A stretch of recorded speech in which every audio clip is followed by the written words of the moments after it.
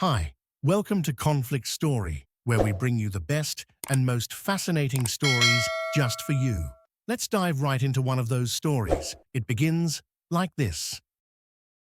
I never thought I'd find myself in a heated battle with my local homeowners association, but life often throws challenges at you when you least expect them. My name is Alex, and this is the story of how I ended up owning 15 patios and completely dismantling the grip of a powerful homeowner association. It all began 3 years ago when my partner Elena and I purchased our ideal home in an upscale neighborhood known as Maple Ridge Estates. The area was famous for its beautifully landscaped parks, a pristine community pool, and highly ranked schools. The houses were pricey, but we thought the environment and amenities justified the cost. What we didn't know was that we were signing up for a relentless battle against the Maple Ridge Estates Homeowners Association, led by a woman named Karen Walters. Karen was the quintessential homeowner association tyrant, a retired banker with a meticulous obsession for rules and an unnerving amount of free time.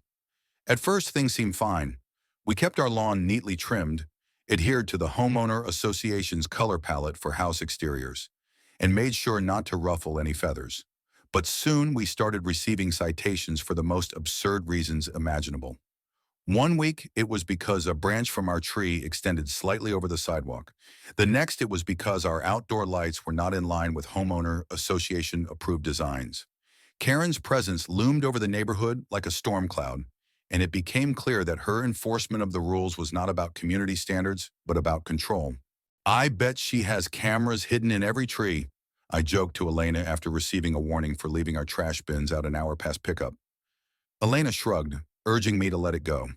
"It's not worth it," she said. I wasn't so sure. The citations were becoming more frequent, and I could see a pattern. Karen was targeting certain residents, including us, while letting others slide. The situation took a serious turn one summer morning. I retrieved the mail and found a letter from the homeowner association marked urgent. Inside, a detailed notice informed us that the homeowner association was claiming ownership of a 25-foot strip of land at the back of our property. They argued that a survey error decades ago had mistakenly included it in our deed. As a result, they intended to reclaim the land to build patios for a new cluster of homes being added to the neighborhood. I stormed into the house and showed Elena the letter. "This is absurd," I said. "We have the deed. That land is ours." Elena's brow furrowed as she read it. "They can't just take our land. That's theft," she said, echoing my outrage. I immediately called Karen, determined to get answers. Karen answered with her usual sickly sweet tone. "Oh, Alex, how wonderful to hear from you. What seems to be the issue?" I explained the letter, trying to stay calm. Karen's tone turned patronizing. "Oh, Alex, the surveyors confirmed the error. The homeowner association is simply correcting it. Don't worry, you'll be fairly compensated." I pressed her for details, but she dismissed me with a curt, "This is not up for debate. Have a nice day." Furious, I turned to legal advice. We hired a property lawyer, Emma, who specialized in homeowner association disputes. After reviewing our case, she was confident. "Your deed is ironclad," she said. "The homeowner association has no legal claim to that land." Armed with this assurance, I decided to confront the homeowner association head-on. At the next board meeting, I presented our case, backed by documentation and legal opinion. Karen's response was infuriatingly dismissive. "This is for the greater good of the community," she said, as though sacrificing our land was some noble cause. The other board members were silent, clearly reluctant to oppose her. When Karen handed me an envelope containing a settlement offer of $8,000 for the land, I couldn't hold back my anger. "This isn't just about money," I said, pushing the envelope back. "This is about our rights as property owners.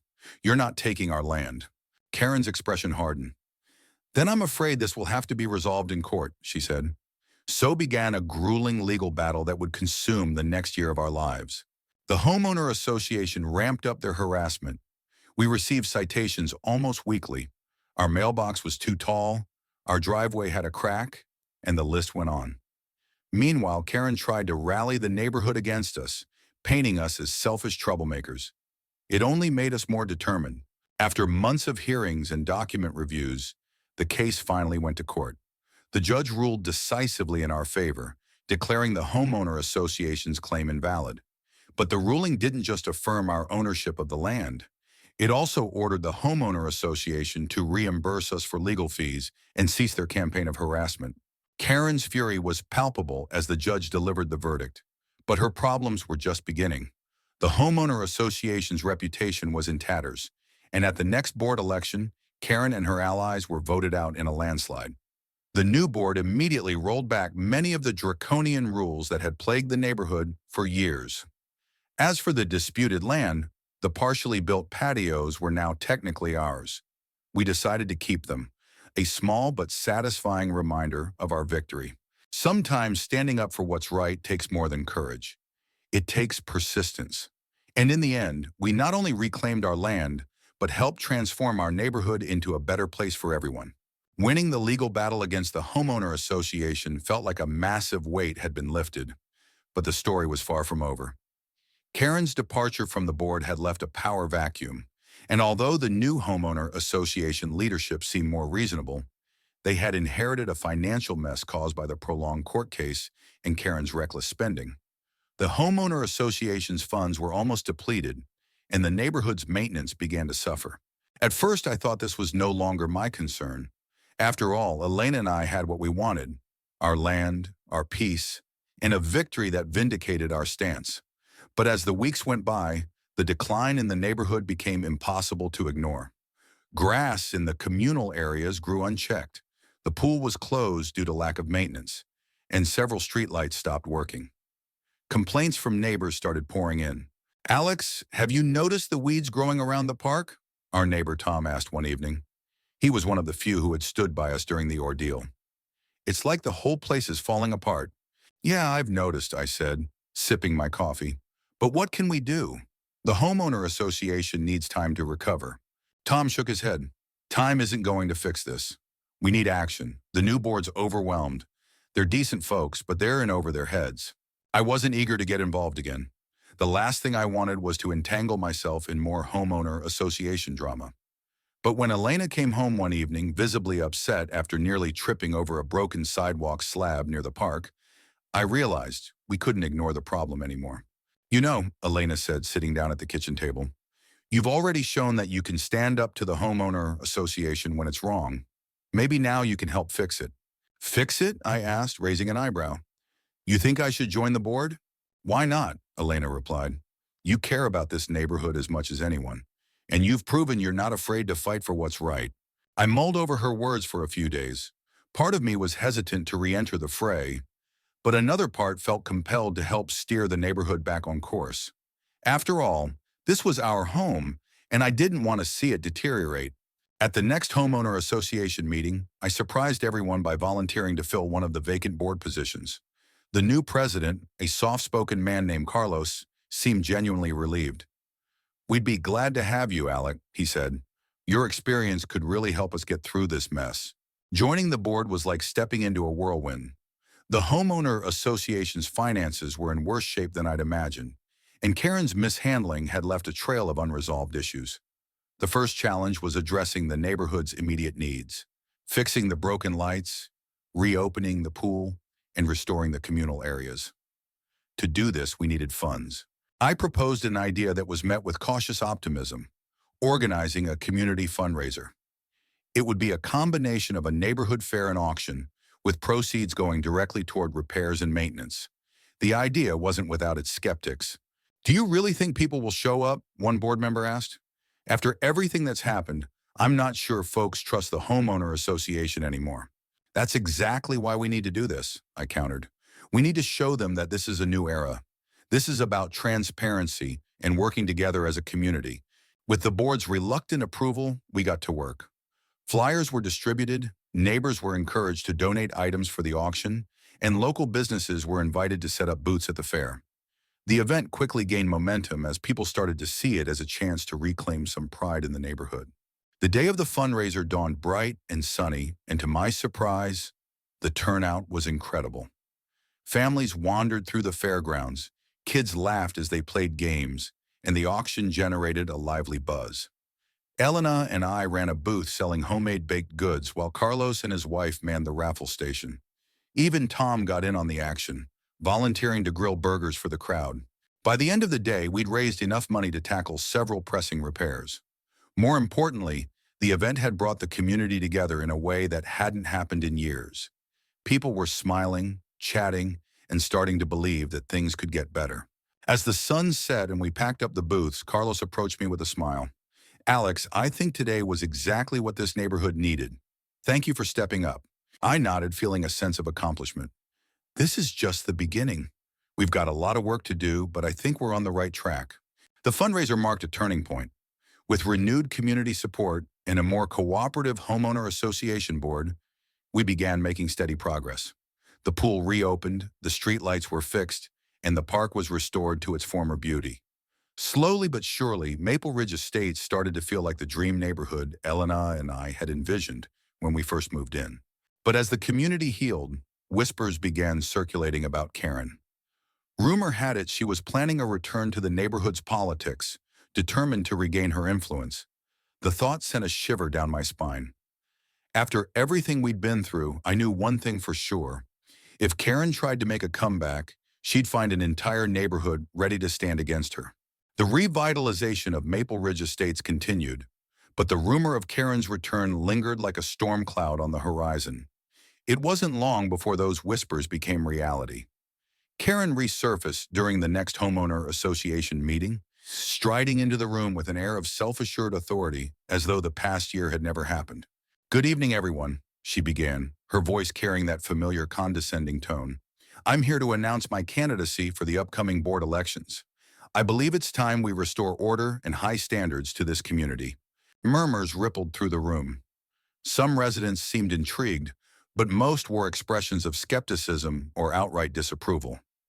I could feel the tension thickening as Karen continued to speak, painting a picture of a neighborhood in chaos and claiming she was the only one capable of fixing it. "Order?" I couldn't help but interject. "Karen, the neighborhood has been improving precisely because we moved away from the oppressive rules and micromanagement that defined your tenure." Her eyes narrowed as she turned to face me. "Ah, Alex, always so vocal. While you may have enjoyed your little stint on the board, the fact remains that this neighborhood's prestige has been compromised under the current leadership." "Prestige doesn't come from constant citations and arbitrary rules," I shot back. "It comes from a sense of community and mutual respect, things that were sorely lacking during your time in charge." The room erupted into a mix of applause and grumbles. Karen's expression tightened, but she regained her composure quickly. "Well," she said with a forced smile, "it seems we have differing perspectives. I'll leave it to the residents to decide." Her announcement set the stage for a heated election campaign. Karen wasted no time rallying her supporters, primarily those who missed the rigid structure she'd enforced. Meanwhile, I found myself unexpectedly thrust into the role of her opposition.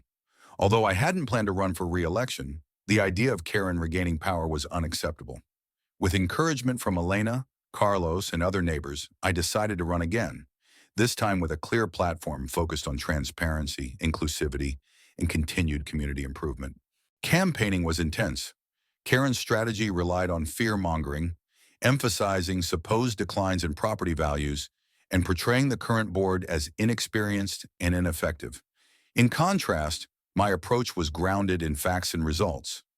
I highlighted the progress we'd made, the repaired communal spaces, the reopened pool, and the reduced number of complaints from residents. The election quickly became the talk of the neighborhood. Yard signs sprang up on lawns, flyers circulated, and debates were held at the community center. The debates were particularly contentious, with Karen frequently interrupting me to make exaggerated claims. Despite her attempts to derail the discussions, I stayed focused on our accomplishments and plans for the future. Under Karen's leadership, the homeowner association became a source of stress for many residents, I stated during one debate. "We've worked hard to change that. Our focus has been on collaboration, not control, and the results speak for themselves." Election day arrived, and the atmosphere was charged with anticipation. Residents lined up at the community center to cast their votes, many bringing their families along to emphasize the importance of the decision. By evening, the votes were counted, and Carlos, acting as election moderator, announced the results. With 63% of the vote, Alex Peterson has been re-elected to the Homeowner Association Board, he declared, his voice barely audible over the cheers that erupted. Karen's face was a mask of barely concealed fury. She stood stiffly as the applause filled the room, then turned and walked out without a word. While her supporters were visibly disappointed, most seemed to accept the outcome with far more grace. In the weeks that followed, the neighborhood settled back into its new normal. The election's outcome reaffirmed our commitment to fostering a community-driven approach to governance. I worked closely with the rest of the board to finalize plans for new projects, including a community garden and additional safety measures like speed bumps on busy streets. The changes were well received, and the sense of camaraderie in the neighborhood grew stronger with each passing day. But Karen wasn't quite finished. One afternoon, I received an official-looking envelope from a law firm. Inside was a letter accusing the Homeowner Association of defamation, claiming that statements made during the campaign had damaged Karen's reputation. While the claims were baseless, they posed a new challenge. The board convened an emergency meeting to discuss our response. Emma, the lawyer who had represented me during the land dispute, reviewed the letter and assured us it was little more than an intimidation tactic. "She doesn't have a case," Emma said confidently, "but it's important that we handle this carefully to avoid unnecessary legal fees." We decided to issue a formal response denying the allegations and reminding Karen's lawyers of the factual basis for every statement made during the campaign. As expected, the issue quietly disappeared, but it served as a reminder that Karen's determination to regain control was not to be underestimated. Despite this lingering tension, life in Maple Ridge Estates continued to improve. The community garden project brought neighbors together, and a new walking trail became a favorite spot for evening strolls. For the first time in years, the neighborhood felt like a place where people truly wanted to live, not just an address they tolerated. Karen's influence gradually faded as residents grew tired of her antics. Rumors of her moving to another state began to circulate, but I didn't give them much thought. My focus was on ensuring that the progress we'd made continued to thrive, no matter what challenges lay ahead. With Karen's influence waning and the community thriving under its new leadership, life in Maple Ridge Estates felt more peaceful than ever. However, the challenges of the past year had taught me to remain vigilant. Karen's departure left scars, both in the neighborhood and in my own resolve to keep improving our community. Little did I know, one last unexpected turn was on the horizon. About 6 months after Karen's failed defamation attempt, I received a call from a real estate developer named Mark Whitaker. He was interested in purchasing a portion of the unused communal land on the far edge of the neighborhood to build a small retail plaza. The proposal included a mix of locally owned shops and services, a coffee shop, a convenience store, and even a small clinic. Mark emphasized the potential benefits: increased property values, convenient amenities, and a steady income stream for the homeowner association from leasing the land. "It sounds promising," I told Mark, "but I'll need to bring this to the board and the community before we can make any decisions." The board's initial reaction was cautiously optimistic. Carlos pointed out that the income could help us establish a reserve fund for future maintenance and emergencies, something we'd struggled with since Karen's financial mismanagement. However, some board members expressed concerns about traffic, noise, and the potential for the development to disrupt the neighborhood's character. To ensure transparency, we scheduled a town hall meeting to present the proposal to the residents. The community center was packed that evening, with standing room only as Mark outlined his vision and answered questions. The response was mixed. Some neighbors were excited about the convenience and potential property value boost, while others worried about the impact on their quiet streets. "I moved here for the peace and quiet," one elderly resident said. "I don't want to live next to a strip mall." "This could be a great opportunity," another neighbor countered. "Imagine being able to walk to a coffee shop or grab groceries without driving miles." After the meeting, the board deliberated for weeks. Ultimately, we decided to move forward with the project, but with strict conditions. The developer agreed to build a landscape buffer zone to reduce noise and maintain the neighborhood's aesthetic. They also committed to funding improvements to nearby roads to minimize traffic impact. With these assurances in place, the majority of the neighborhood supported the plan. Construction began a few months later, and to everyone's relief, the developers were true to their word. The buffer zone turned out beautifully, with trees and flowering shrubs that blended seamlessly with the existing landscape. Traffic disruptions were minimal, and Mark kept the community updated at every stage of the process. When the retail plaza finally opened, it was an instant success. The coffee shop became a favorite gathering spot where neighbors would chat over lattes and pastries.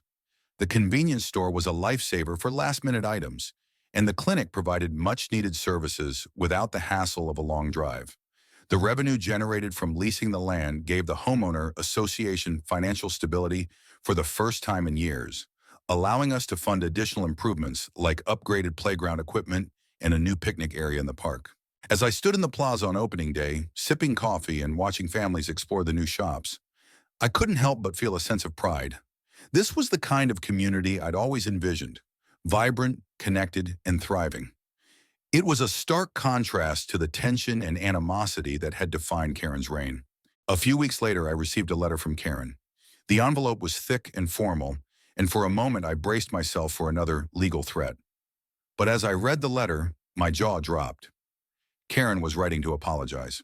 "Dear Alex," it began, "I've had a lot of time to reflect on the events of the past few years, and I've come to realize that my actions as homeowner association president were misguided.